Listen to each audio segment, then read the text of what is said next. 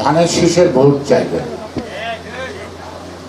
আগে ধানের শীষের ভোটটা যদি নিশ্চিত হয়, তারপরে যিনি প্রার্থী হন না কেন তাকে জয়লাভে কোনো সমস্যা হবে না।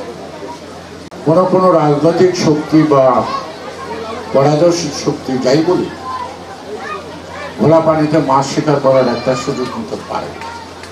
এখানে হিন্দু ভাইদের স্বাধীনতা এবং নিরাপত্তার প্রশ্ন না, এটা আগামী জাতীয় অস্তিত্বের প্রশ্নই আমাদেরকে সজাগ থাকতে হবে। বিএনপির পক্ষ থেকে দায়িত্বটা পালন করবে।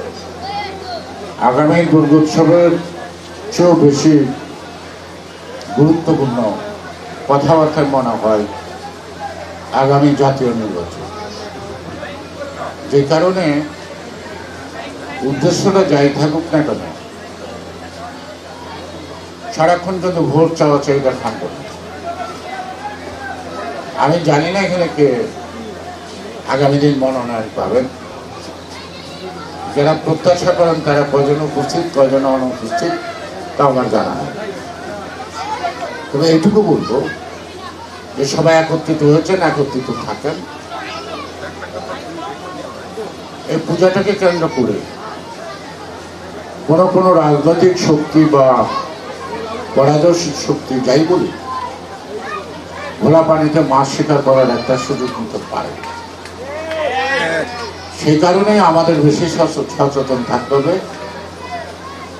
এখানে হিন্দু ভাইদের স্বাধীনতা এবং নিরাপত্তার প্রশ্ন না, এটা আগামী জাতীয় অস্তিত্বের প্রশ্নই আমাদেরকে সজাগ থাকতে হবে। বিএনপির পক্ষ থেকে দায়িত্বটা পালন করবে।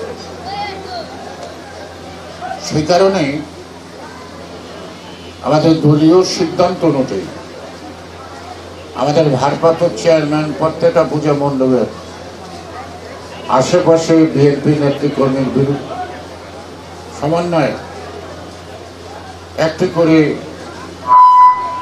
কমিটি থাকবে, যারা ওই মন্দিরে যারা পঞ্চায়েত তাদের আহ্বানে তাদের যখন যেটা বলে সেভাবে তারা তাদের সহযোগিতা করবে, দায়িত্ব পালন করবে, যাতে পূজাটা নির্বিঘ্নে শেষ হয়। আপনারা শুধু ধানের শীষে ভোট চান, ধানের শীষে ভোট দিবে জনগণ, এইটাই তো বড় গাত্র দেখো অন্যান্য। সে কারণেই এত রাজনৈতিক দল বোঝাইছে। মূল আন্দোলনের সময় অনেককে পাওয়া যায় না। সকাল থেকে সন্ধ্যা পর্যন্ত দলীয় অফিসে বসা খুব কষ্ট। এই বড় বড় বায়োডাটা নিয়ে আসে, তখন কার সাথে সেলফি তুলছে, কোন নেতার সাথে চা খাইছে নাকি করছে, গল্প করছে, এরকম ডকুমেন্ট মানে তারা সারা জীবন আন্দোলন করছে, অথচ আমার নিজের চোখে তাদের দেখি।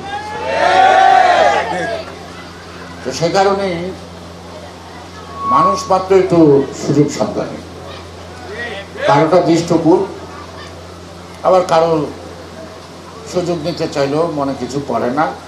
এই কারণে আচ্ছা ঠিক আছে, সে তো একটু কষ্ট করছে, সে তো আমার কাছে আসবে, তাই না? আপনাদেরকে মনে রাখতে হবে, একটি দলে একজনই প্রার্থী হয়। একটি অঞ্চলে প্রার্থী যতজনই থাকেন না কেন, শেষ পর্যন্ত প্রার্থী একজনই নির্বাচিত করবেন দল। আজকে যে উদ্যোগটা নিলেন, ভবিষ্যতে এই উদ্যোগটা আপনারা অব্যাহত রাখবেন। অর্থাৎ সকল প্রার্থী মিলে সব অঞ্চলে ধানের শীষের ভোট চাইবেন। আগে ধানের শীষের ভোটটা যদি নিশ্চিত হয়, তারপরে যিনি প্রার্থী হন না কেন তাকে জয়লাভে কোনো সমস্যা হবে না।